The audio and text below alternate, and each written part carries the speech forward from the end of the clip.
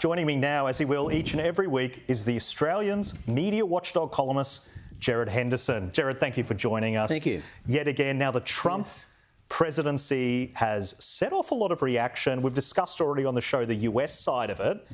Tell me a little bit about what you've noticed here in Australia. Well, you may have a clip of this. What I noticed was Peter Hartcher, who would be one of Australia's leading journalists, writes for the Sydney Morning Herald and The Age, a Nine journalist.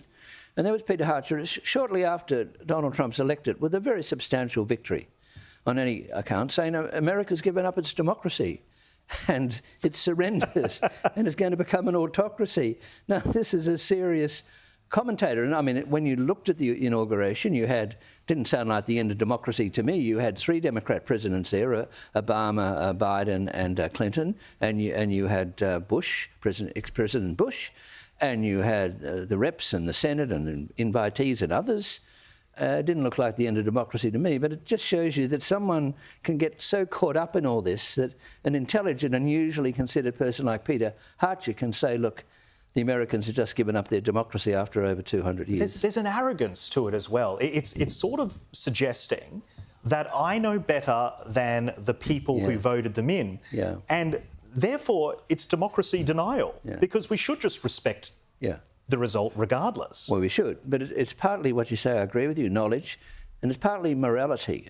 See, a lot of people like Peter Hartcher and others think their morality is higher than everyone else's morality, that they, not only do they know more, but their motivations are purer because they're above all this. And so if someone votes in Donald Trump who you don't want voted in, I mean, if a majority of Americans vote for Donald Trump, there's a problem with their morality, and they don't know enough either. So, but I mean, you know, in the end of 4 years, I doubt that prophecy will be fulfilled. I think American democracy will still be strong. Definitely. And the voters don't get it wrong. That's the whole point. But moving on now, we've also, the ABC has had something to say about this. Tell me a little bit about their coverage. Well, John Lyons from Jerusalem was asked to comment on what we're not in Washington. The ABC must have half a dozen people in Washington. I don't know why they needed that. And he condemned the inauguration speech, and we may have a clip on that. Let's have a listen. It sounded like a speech almost a week before the election.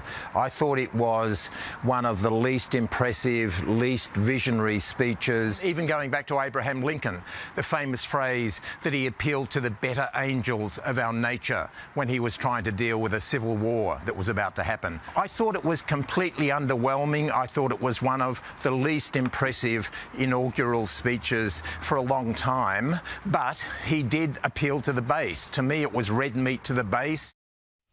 Now, Gerard, just listening to that, I used to have a lot of respect for John Lyons, but he seems to be increasingly delving into this opinion-led rhetoric that I don't think we expect from our ABC reporters. Whether or not John Lyons thinks it's underwhelming or not, what value is that to people at home? Well, it's not analysis, it's really abuse. If you look at the inauguration speech, I mean, there was one strong thing in it.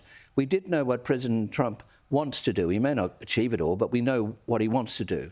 Now, you can say he wasn't as eloquent as President Lincoln before the Civil War and the better angels of our nature and all that, but you've got to remember that shortly after President Lincoln called on all the Americans to get together, the Civil War commenced. 600,000 people died in the American Civil War with a much, much smaller population than what it is now. So, I mean, sure, Lincoln gave a wonderful inaugural address, but it didn't lead to anything. Trump didn't have all that eloquence. He's not that sort of guy. But at least you came away saying, look, I know what our president, if you're an American, I know what our president wants to do, and you may disagree with it, you may agree with it, but to say that it was worthless and useless, I mean, that's abuse, that's not analysis. And what happened just to a bit of optimism, I think, as well. And if you look at how the markets have reacted to Trump, a lot of it's been wholly positive, particularly for their country. Maybe the tariffs are a bit of a worry for us. But I would prefer some of that analysis. I want to know what the impact will have on Australians, not this very negative, kind of wishy-washy opinion commentary. Well, that's correct, but also the fact that the negativity disguises the great feeling among a large sections of American, not only wealthy Americans. I mean, Trump, as you know, got a lot of votes that other Republicans haven't got among the blacks, among women, among Latinos. I mean, he appealed right across American society. Whereas if you look at the Democrats, I mean, their essential appeal was the educated and the wealthy. Trump went beyond that. So there's a lot of reason to be optimistic. Now, Sure, President Trump's got his failures, and when he has his failures, we should say it. But he's a very positive person, and he might bring the nation with him. But to bag it as just the worst inauguration speech you've ever heard, even though you probably haven't heard very many, it's just negative. But I mean, why you do it from Jerusalem? I mean, I was watching the inauguration from Sydney. I mean, you could have asked me.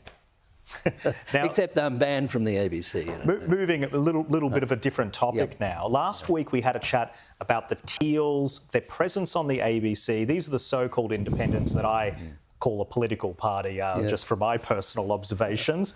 But you found some more examples of the ABC just really trying hard to pump up this movement and make it a very celebratory, positive thing. Well, as you know, we discussed one of these last week with the great the softness towards Zoe Daniel, the teal candidate in Goldstein in Victoria. But Jane Norman has a piece about the teal candidate in the ABC Online. She's an ABC reporter. Has a piece about this candidate who's going to run against the Nationals in the seat of Cowper, sort of central New South Wales. Now, what she says at the start of that is that this candidate has been selected by the community of Cowper. I mean, that's just fake news, you know. I mean, the community of Cowper is tens of thousands of people. These Teals, supported by Simon Holmes à Court, the multi-millionaire and son of a billionaire, I think, these Teals are getting lots of money, and when they get chosen by people in country towns and on rural properties who are very wealthy and well-educated, and they're entitled to do that. But this is a narrow group who's selecting a teal candidate.